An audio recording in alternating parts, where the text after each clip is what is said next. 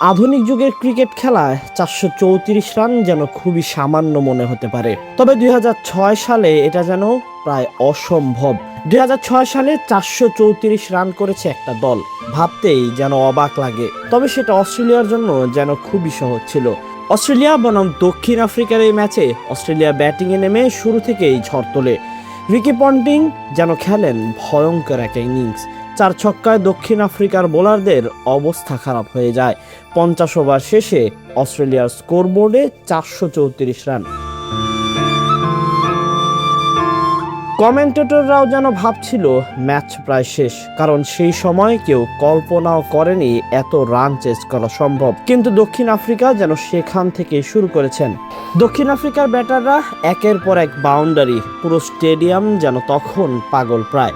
Herschel gives তখন খেলেন জীবনের সেরা ইনিংস। অস্ট্রেলিয়ান বোলাররা যেন বুঝতেই পারছিল না কি হচ্ছে।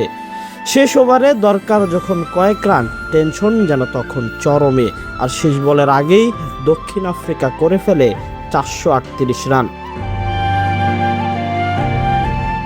ক্রিকেট ইতিহাসের এই ম্যাচকে যেন পাগলাটে ম্যাচ বলাই যায়। আবার অনেকে তো ক্রিকেটের অ্যাভেঞ্জার্স এন্ড গেম হিসেবেও আখ্যা দেয় এই ম্যাচকে। Tahsin Ahmed, BD archive.